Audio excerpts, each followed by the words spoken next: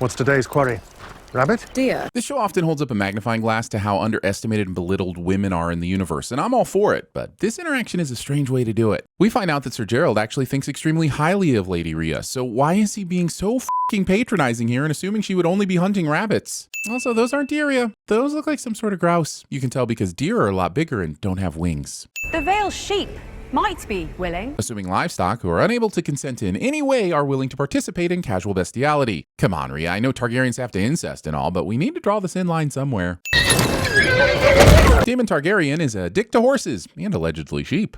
Oh, whoops. And ladies of the Vale. Also, I've replayed this scene more times than the editors, and I still don't get it. I don't think that killing Rhea with her own horse was actually Daemon's plan, but it certainly fucking looks like it based on the way he appears to be using the Force on his approach. I mean, maybe this was just a big old stroke of luck that he decided to take advantage of, but why does he then bludgeon her to death with a rock? I'm no pathologist, but I think that will make it look decidedly less accidental. Also, we've plenty of evidence that Daemon thinks he's untouchable, so would he even care about making this look like an accident in the first place? And even if he did, the fact that Rhea dies in a freak riding accident on the one day that he comes to visit couldn't make him look more guilty if he used her blood to graffiti the Vale with "Daemon was here, 116 AC, lol." I knew you couldn't finish. Taunting your almost murderer when it appears they're going to let you live. I mean, sure, she probably would have lost the use of her legs, but if Game of Thrones taught us anything, that's a quick path to getting cool warg powers and eventually becoming king. There's still hope, Rhea.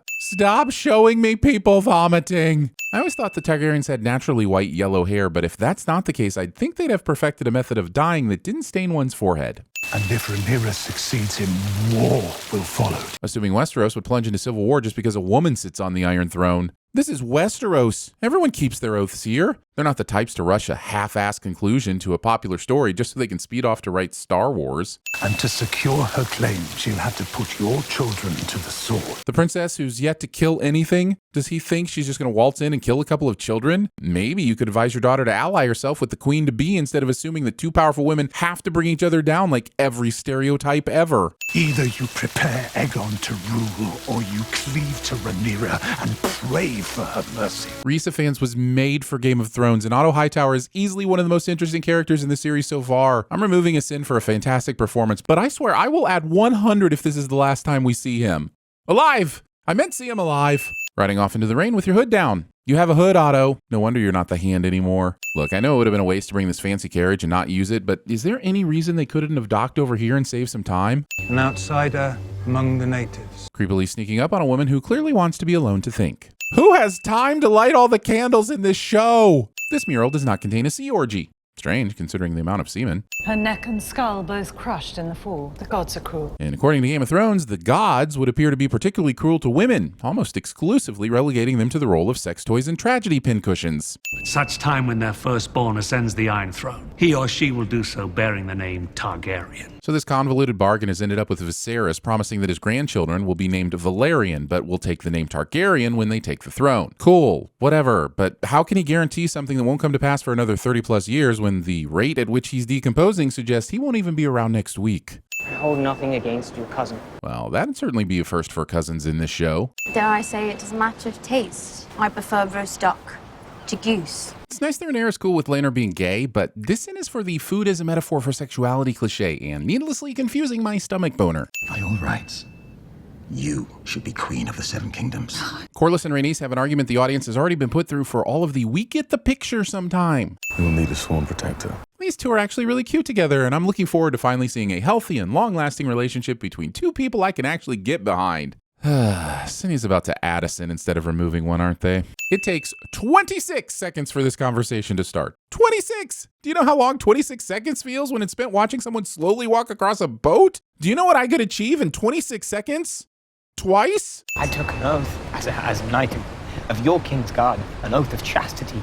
I've broken it. Well, yeah, but that didn't seem to be an issue when you were pitching the literal sail off into the sunset plan a few minutes ago. The oath thing only seems to be offending him now that Rhaenyra won't promise herself to him and no one else. So the sin is men.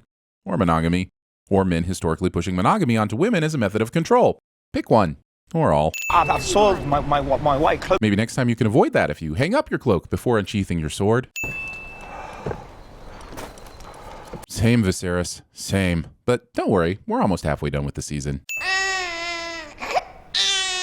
Baby kids. Who couldn't be bothered to light all of these candles? I'm not unaware that in Flush of youth. Flush of youth? You are youth. I know she's probably had to grow up a lot faster than your average young adult, but my goodness, she's talking as if there's been a 10-year time jump that the show never bothered to explain, and that would just be ridiculous. There may be errors made, breaches in resolve, breaches or rather lapses. It happened, Your Grace. Thank you. 10 sins off thanks to Sir Criston Cole, who gallantly fell on his sword and spared us from any more of this tedious dialogue.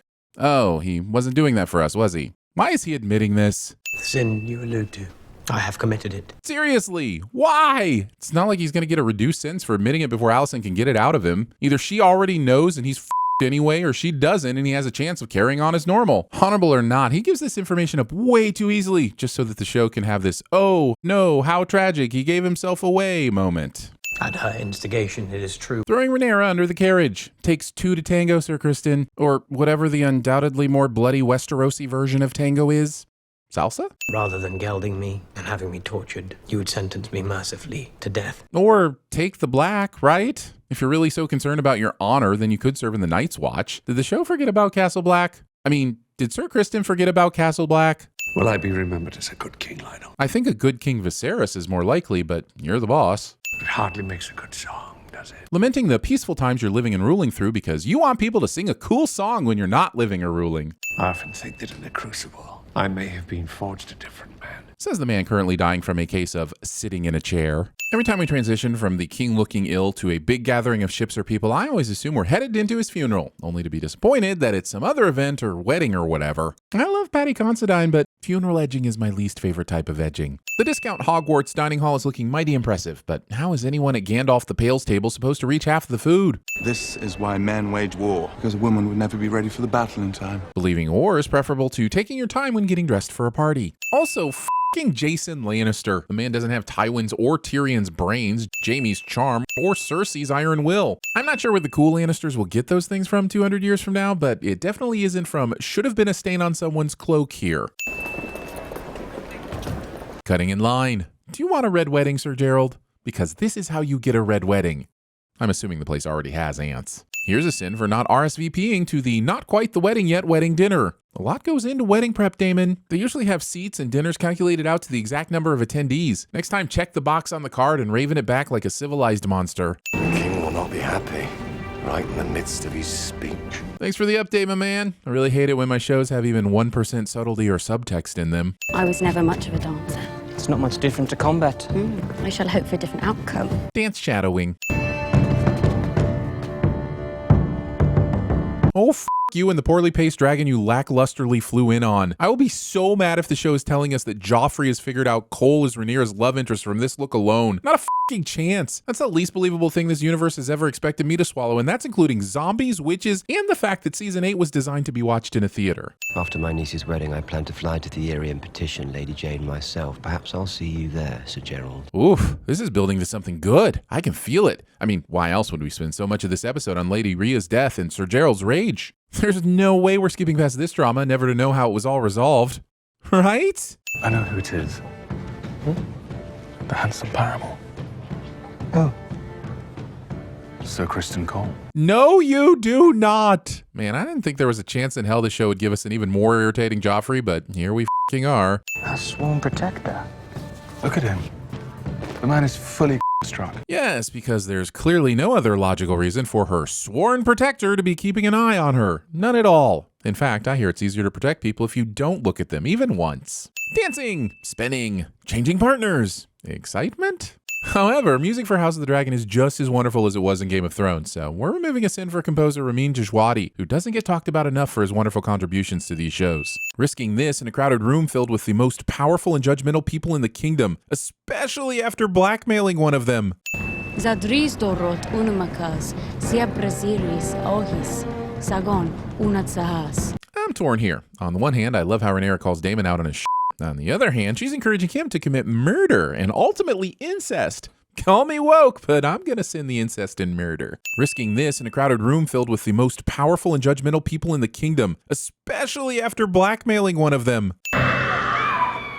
Game of Thrones uses a wedding celebration as an excuse for a bloodbath cliche. Also, it might sound obvious, but this feels like a huge overreaction, right? Joffrey has almost as much to lose as Sir Criston does, so why start with the nuclear option? I'm guessing Sir Criston is using the Batman logic of if there's a 1% chance of the secret getting out, it must be treated as an absolute certainty. But nobody really liked that movie, so I don't think that's a great place to be taking life advice from. We stand here tonight in thanks and praise to join two souls as one. So poor Joffrey gets his head bashed in, and someone's knee-jerk reaction was to skip straight to the wedding, and everyone, including his boyfriend, is fine with that? Sir Criston isn't under arrest or in a f***ing dungeon or something after publicly murdering a man and shitting the Prince Regent-to-be. Sir Criston. Interrupting Criston's atonement for his crimes. This dude killed a man in cold blood during a damn royal feast. She didn't punish him for breaking his oaths to the Kingsguard earlier. Surely she can't let his crime go unpunished this time.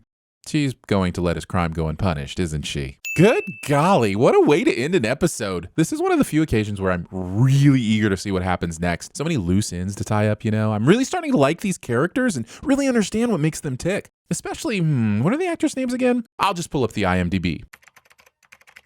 Wait, why does it say young Alicent and young Rhaenyra? No, for